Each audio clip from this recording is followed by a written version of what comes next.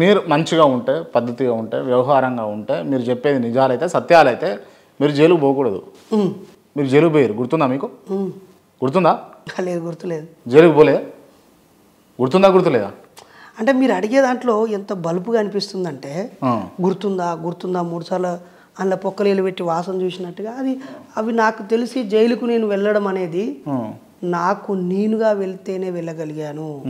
నేను anticipatory bail తీసుకొని జైలుకే వెళ్లకుండా ఉండే మార్గం ఉన్నప్పటికీ అప్పుడున్నటువంటి అన్ని రాజకీయ పార్టీల్లోని వ్యక్తులు, పార్టీలకు అతీతమైన వ్యక్తులు, మాలలు వేసుకొని నిజమైన భక్తులు, కొంతమంది చెడ్డ అలవాటు నుంచి బయటపడడానికి ఉండే భక్తులు, కొంతమంది కొన్ని సంవత్సరాలుగా అలవాటు పడ్డ భక్తులు అందరూ మాలలు వేసుకొని ఉన్నప్పుడు నన్ను బూచిగా చూపించి వాళ్ళందరినీ ఒక బీజేపీ పార్టీకి కార్యకర్తలుగా వాళ్ళ చేత ఉద్రేకానికి గురై రోడ్ల మీదకి వచ్చి స్వామి శరణం అనాల్సిన వాళ్ళు బైరిస్టరేజ్ డౌన్ డౌన్ అంటూ, శాంతియుతంగా ఉండాల్సిన వాళ్ళు నా దిష్టి బొమ్మలు దగ్ధం చేస్తూ, 1000-1100 స్టేషన్లో నాపై కేసులు పెట్టే స్థాయిలో సమాజాన్ని తగులబెడుతున్నప్పుడు నాకు తెలిసిన న్యాయ కోవిదులు, జస్టిస్లు, పోలీస్ అధికారులు, మీలాంటి జర్నలిస్టు మిత్రుల సలహా సూచన తీసుకొని ఇది బెయిలబుల్ కేసు, యాంటిసిపేటరబుల్ బెయిల్ తీసుకోవచ్చు, స్టేషన్ బెయిల్ తీసుకొని వెళ్ళొచ్చు అని అడిగినప్పుడు నరేష్ గారు మీరెంత బయట ఉంటే బెయిల్ తీసుకొని దర్జాగా కాలరేజరీస్ ఉంటే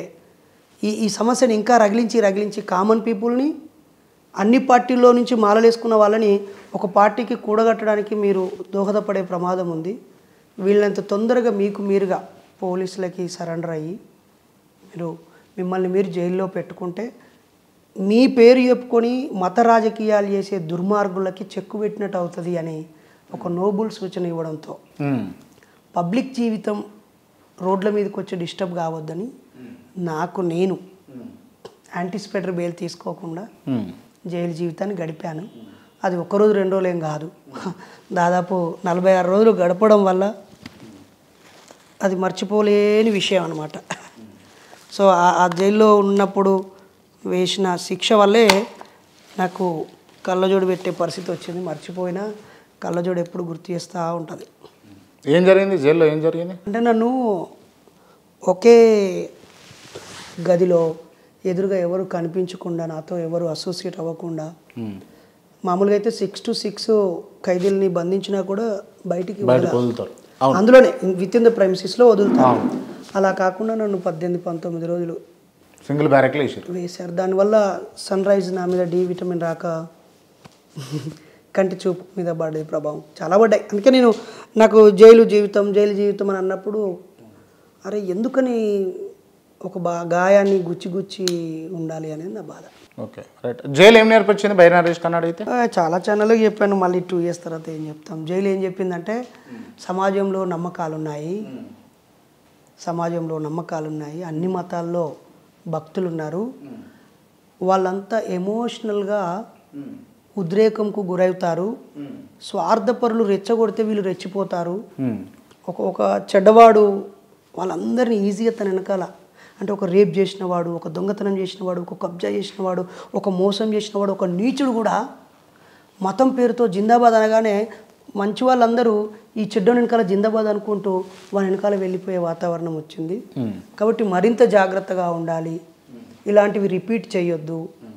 ఒకసారి జరిగింది లేదా దాన్ని కుట్ర చేశారు, బాధపడ్డారు, నన్ను నమ్మిన నాలాంటి వాళ్ళు ఎంతోమంది పోలీస్ దెబ్బలు తిన్నారు, జైలు జీవితం గడిపారు, దాడులకు గురయ్యారు, అవమానాలకు గురయ్యారు.